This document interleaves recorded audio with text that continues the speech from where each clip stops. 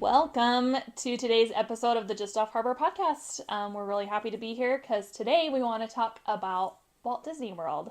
I know we've typically been about Disneyland, but as we've been helping people book their trips, we found we have a lot of Disneylanders who are looking to book a Disney World trip who don't have the foggiest idea of where to start, which we totally understand. Disney World is such a different beast. It's an entirely different trip. Like, they both say Disney, and that's like kind of where they end. That's where the similarities Yeah, stop. obviously, like, the parks are going to have reflections of each other, and the basic experience is magical and fun, and there's characters and all those things. But logistically speaking, night and day. Totally different trips, totally different planning. Everything's different from how you do Lightning Lane to what your reservation situation looks like, all the way down. So there's a lot to consider. And that's why if you're a Disneylander and you're trying to do a Disney World trip, we are a great resource for you. Because we have a lot of Disneyland experience. And as we have delved into Disney World, we have learned a lot. What we know about Disneyland, we are trying to replicate in Disney World, and it is a learning process that doesn't just take research, it takes experience, I think, to really wrap your head around parts of it. So that's why we're here to sort of pass some of that along. So I think we're going to be doing a few more of these episodes, kind of sprinkled between our Disneyland episodes, especially as we gain more experience in the park. We both have trips planned in the next 6 months to Disney World, and we were there back in September. So we're gaining a lot more hands-on experience of like lightning lanes and booking our reservations, dining reservations, and all those sorts of things, getting from place to place. I feel so much like I have so much more understanding now I've been there of like how long it takes to get from point A to point B, or where things are and look in, reference to other places. Yeah.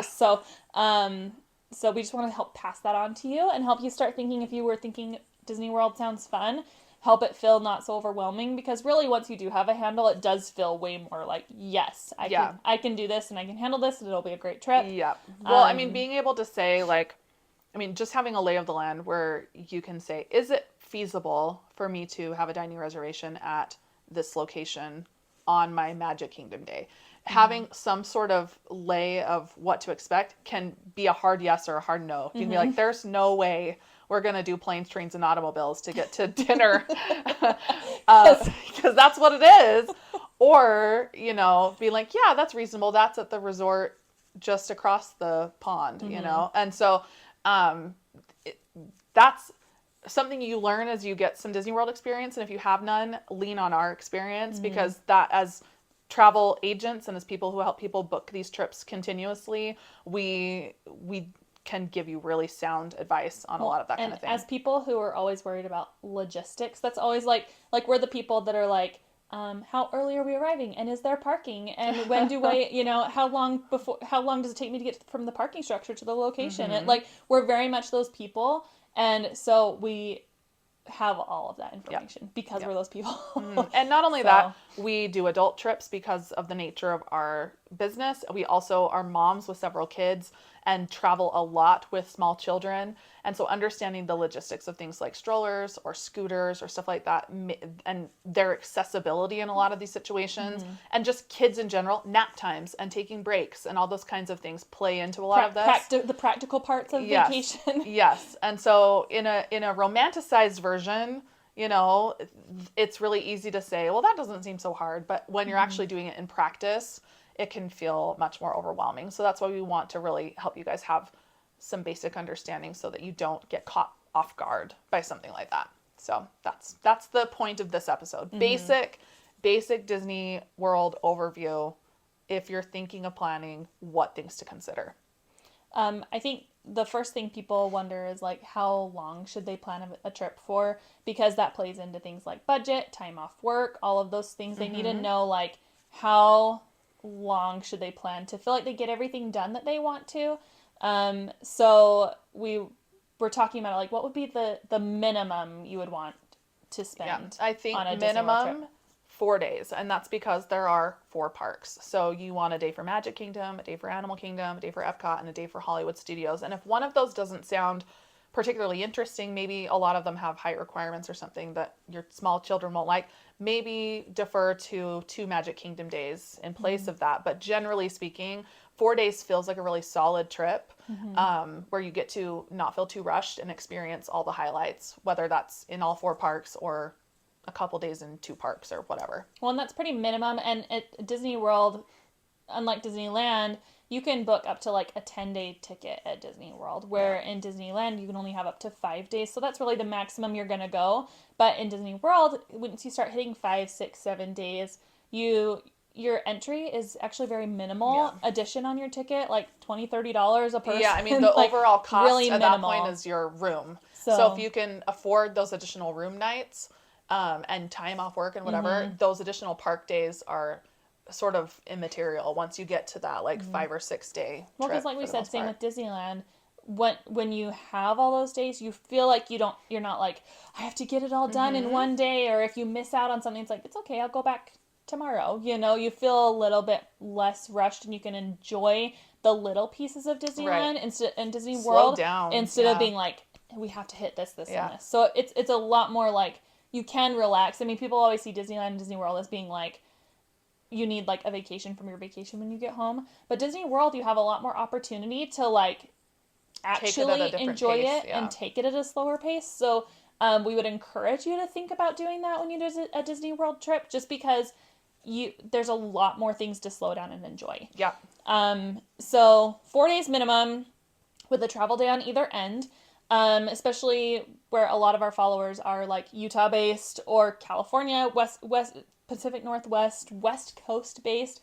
Going to Florida is like a whole day journey because you lose hours and it's a long flight. So you really want like a travel day. Yeah, you can't like plan, even like we're going in a couple weeks for Christmas, pray for us.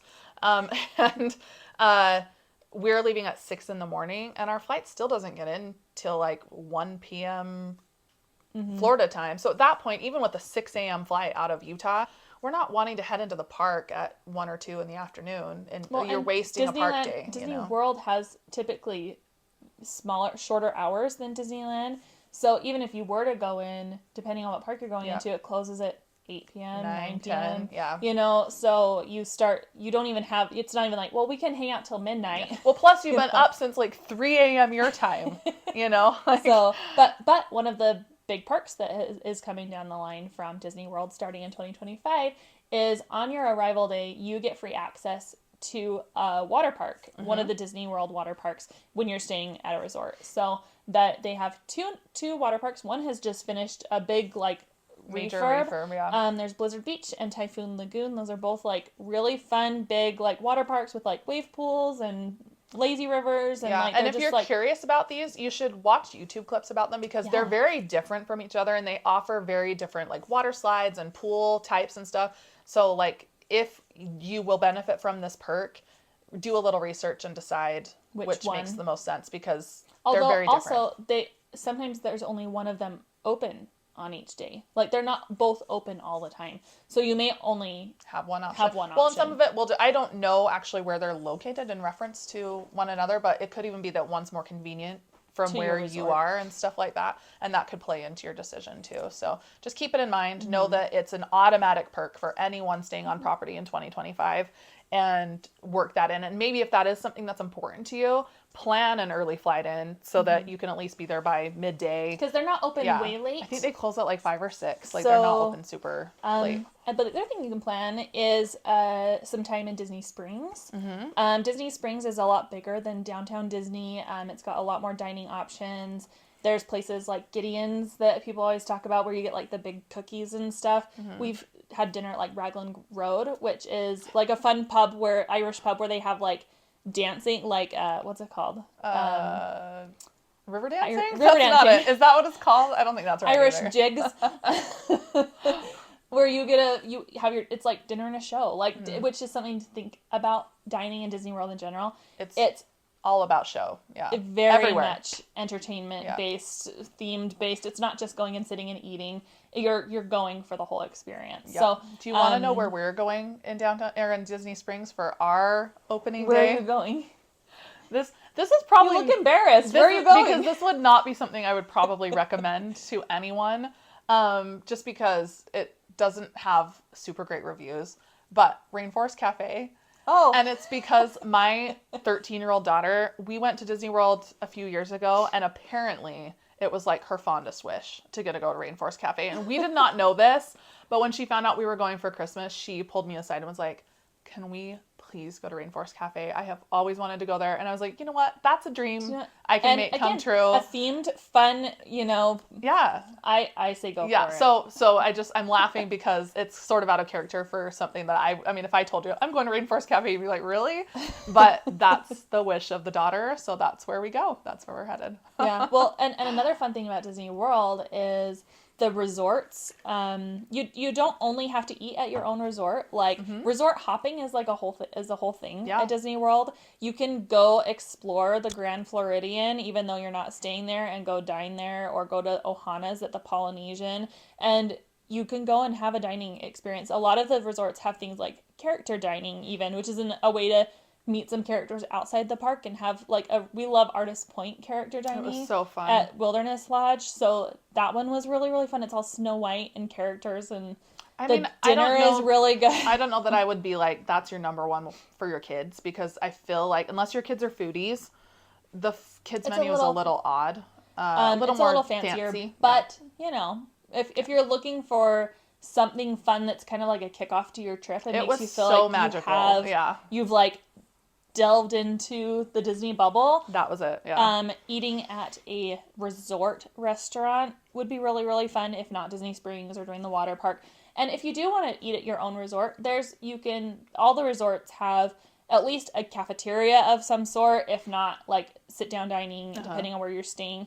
And just kind of starting to take in your resort, go to bed early. You could go to your own resort pool once you check in. You can go to the resort pool and stuff like that. And a lot of the resorts will have evening activities, whether it's movies under the stars, or s'mores, or storytelling with different cast members, or characters even sometimes come and go. Once you're there, take advantage of what's happening. Ask what the schedule is for the night when you check in. They usually have a big sign as you walk in that's this is what's happening today. Or you can ask the desk. And this is why we... you may be surprised that we're going straight into resorts here, because that's not our usual MO. When we talk about Disneyland, we're always resorts are sort of they're great, but stay off property. They are a splurge. They are a extra thing that you definitely don't need. Well, in Disneyland, your hotel is your bed. Yeah. In Disney World, your hotel is part of your experience. Yeah, and not to mention, because at Disneyland, you've got, Disneyland proper, and then basically that whole row of Harbor Boulevard hotels that are super accessible. Because Disney World is owned, or because basically miles surrounding Disney World is owned by Disney, and there's what did we decide, 25 resorts or something like that. There's so many resorts encompassing all of that. If you're staying off property, you're starting to get to a situation where you're basically commuting to Disney World at that point. Miles, you're Ubering, and... or you're parking a car, but it's a commitment, and you're additionally losing way more benefits from staying on property than you would be losing by staying on property at Disneyland. Disneyland, you're basically getting early entry and proximity. At Disney World, like Britton said, you're getting this whole bubble all of a sudden with all these additional options and entertainment and activities, and the pools are really cool, and the transportation is more accessible, and your dining is there, and there's so much more reason to choose a non-property situation for Disney World than Disneyland. Absolutely. I would always, like we said at Disneyland, stay off property, save yourself some money. On Disney For sure. World, there is a whole ranging price range as well for Disney World resorts. So there's 3 different types of resorts that you can have. There's value resorts, there's moderate resorts, and deluxe resorts. All of them are great. And what you're gaining with each is just amenities or proximity, or maybe bigger rooms, things like that. But there's totally affordable options on property, where at Disneyland it basically feels like you go from $200 a night to more $500 a night. Or Disney World, it makes you can stay on property at a more reasonable rate that Yeah. you would expect of paying for your hotel night. Yeah. So, starting off with the value resorts, the thing about the value resorts, most of them only have bus access, which transportation is always something that you have to consider at Disney World. You always have to get on some planes, trains, and automobiles to get anywhere. Yep. You're not walking anywhere unless you're at a specific resort that's right by Epcot or like there's a couple walking, but it's just for one park, Right. not for all of the Well, parks. and that goes, none of the parks offer you this, like, the ultimate transportation to every park. Like Animal Kingdom, it's buses for everyone, regardless of your level of resort that you're If you staying stay at the at. Grand Floridian, you're riding a bus to Animal Kingdom, no Yeah. matter what. Yeah, Like, but you're riding the monorail to Disneyland, or to Disney World, or to Magic Kingdom. So, there's pros and cons for sure, but just keep that in mind as you're sort of going through these different resorts. Value's always going to be buses, other than Pop Century and Art of Animation, and they're sort of like definitely, I would say, the most popular and kind of hardest to get. The high end of the value resorts. They're more expensive. Mostly because they are a little bit more, and they have that Skyliner access. And also, Art of Animation has family suites, which this is something you'll find at Disney World as well. Most rooms only sleep 4 guests. Unless you're getting a family suite which sleeps 6. Which is a huge... And so you need more than one room if you have a larger family. Yeah. It's harder to like squish everybody in. You're not even allowed to, is the thing. Like, no. Because you need to be able to have each person named on your reservation in order to, for instance, access early entry or benefit from some of those on-site situations. I mean, unless you really have can't an fudge infant, it. Yeah. That you're adding as that 5th person, that isn't having a park ticket and stuff like that. You really need to be having the right number of guests in the room. Yeah. So that's something to consider. But that Art of Animation is great for larger families because you have the Skyliner access, but you're paying that more value amount versus 2 rooms somewhere else. Yep. There's also a family suite at the All-Star Music Resort has a family suite as well that sleeps 6. So there's a few options, but we're happy to like help you figure out For sure. which resort is the best. Yep. But yeah, value resorts, they're gonna have the smallest rooms. They technically have 2 queen beds, but one of them is usually like a pull down Like table Murphy bed kind of thing. Yeah. and they usually only have 1 sink for the bathroom. They're very much like your bed Basic. for the night. Basic. They're room, really yeah. basic, but the resort itself is fun. They're usually more cartoony and kid themed and bright and colorful. The pools are themed. There's a cafeteria usually, but no like sit down dining at your value resort. You're only going to be having just like kind of basic cafeteria style food. Right. And then as you move up into the value resorts, or not value, the moderate resorts, you usually gain a few perks. Some of those things include, usually they have at least one dining location that's not a cafeteria. I mean, they all have a cafeteria, but then they usually additionally have more of like a sit-down dining situation. They have like on-site bars or lounges. You usually add the benefit of something like a little playground for the kids. The pools get a little bit more involved. Sometimes they have a little bit of a water slide situation. Like for instance, Caribbean Beach is considered a moderate, but it has a slide. Which not all of them do. A small slide. Well, it has one that goes up through the tube. I don't know if you saw that when we were there. It's got the little one that kind of comes out by the pirate area, but there's one across that's like a full tube. Oh, okay. And then they've also got like the kid play area. And they have like water kind of like interactive, like splash Features patty and kind stuff, of yeah. areas. So you gain that in the moderates. And What they also else? have 2 queen beds, not like table beds, like That's right. regular. And some of them sometimes- actually have a pull down, like Port Orleans, for instance, has sort of like a pull down day bed that's sort of like, it's like a wall like what twin you get Murphy like bed. at the Grand Californian that has like the 2 beds plus the little like day bed situation. Yeah. So that's where you could sleep like 5 people. They also sometimes have like playground equipment and things like Yeah, that. I think the they moderates. pretty much always have some version of that.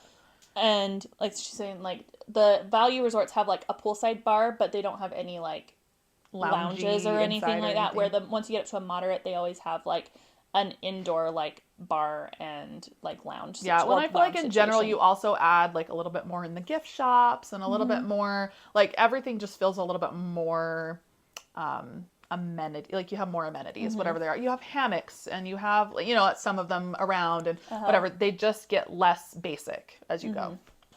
Moving on to the deluxe resorts, this is where you're going to get like all the amenities. You're going to have your, you know, larger rooms, 2 sinks in your bathrooms, and which also at the moderates you typically have. Most of them have 2 sinks versus 1. But deluxe, you can expect more like just high-end everything, larger rooms, more space, Typically like better views, sometimes more balcony options, things like and that. a lot of within them the are rooms. located like closer to the resort, to the parks themselves. So you'll have like a little bit of park view at some, whether you wander around your resort or if you have a park view room. They have like your typical like thing, everything that we've said is that's involved at the moderate and the value resorts. Plus, they usually have like multiple sit down dining places. Some of them have character dining options. They also all have water slides, which is something that we had talked about. And usually additional water like features, like little kid water play areas and stuff. So oftentimes the deluxe ones also add things like sandy areas for the kids to play. And things like that. So it gets more And they also have complicated. like more like the family pool, and they also have like quiet pool areas, which I get the moderates do as well, have some more like a quiet pool that's separate from like the kids area. And so sometimes that's because of even proximity. Like for instance, Caribbean Beach is a sprawling it's huge. resort. And so they have like their main pool that's over by and this is back to the moderate, this isn't a deluxe, but you have the main pool area that's got the more thematic, you know, piratey type situation. But then it's got at least one, maybe multiples that are more located like within the sort of different sections, because I think sometimes you just want like a normal hotel pool to let your kids swim in for a few minutes, and you don't want to haul. It's not a whole pool day. You're not hauling clear over there. So it's nice to have just a little bit more access and proximity to some of those. So that's something to keep in mind too.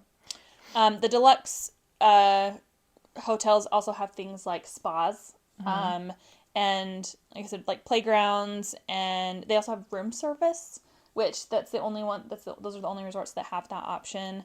I was reading, tubs. which I kind of want to try this. Apparently, they have like pizza delivery to all the levels of resorts between certain hours.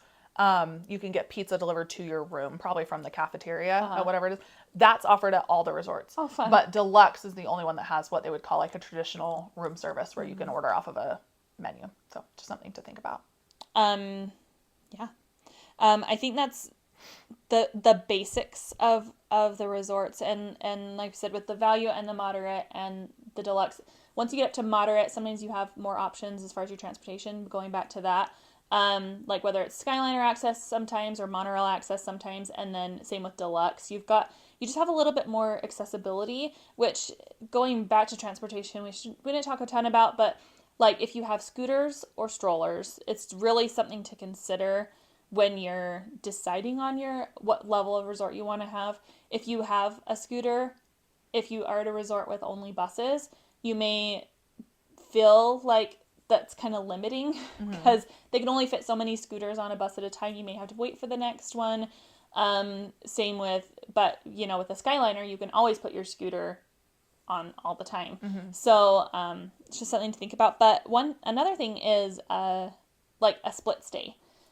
Which is something that you wouldn't maybe always consider, because it feels like kind of annoying You may to not like even know that's a thing. pack honestly. up your room and go stay somewhere else. But if you really want to experience a deluxe resort, but are like, I really can't afford a deluxe resort for my entire stay. For a week, But you want to go experience that while you're staying at Magic Kingdom on the monorail line or whatever, maybe go spend a couple days at the Polynesian and ride the monorail around and for your Magic Kingdom days, and then move over to All Stars and ride the buses where it's bus access no matter what, to Animal Kingdom, and to save your budget a little bit that way. One thing that's nice about split stays is you just like take all your luggage down to Bell Service and they will move them to the next resort for you. Yep.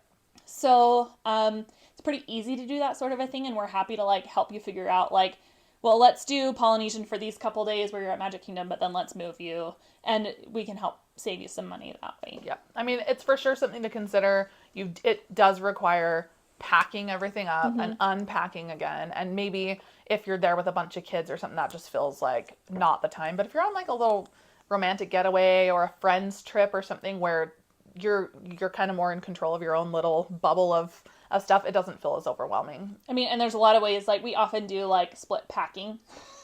If we're staying multiple places on our trip, we'll like put everything for this portion of the trip in these suitcases and fully just like roll them under the bed and not touch them until we move to the next place. Yeah. So there's ways to do it to make it convenient Feel not for so bad. Yeah, for whatever sure. group you're with.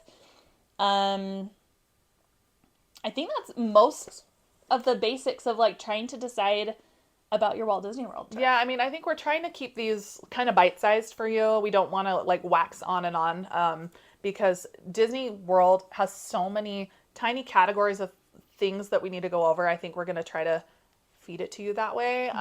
We're going to be talking about other aspects, so just stay tuned. But this is just to get your feet wet and give you a little bit of an idea of if this has been kind of swirling around in your head as something that you're maybe thinking about, that it can give you some sort of things to think about. And that if you do have questions about anything that we've said, or you're wondering about how much any of this costs, or what time of year is good to go, or any of those other pieces, please reach out. We always have our quote request form linked in the bottom of our podcast episodes. You can fill that out. It's free for you to use that.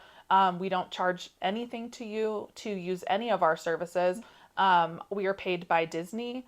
When we book trips, we earn commission directly from Disney, and that it does not cost you more. So take advantage of that. Take advantage of people that maybe have a little more information and experience than you do, and that we can maybe put you in the right direction. And we're really careful to take your family's particular dynamics into consideration and do our best to meet those needs. So that's something that we really focus on and work hard on. So take advantage and do that, and watch for future episodes.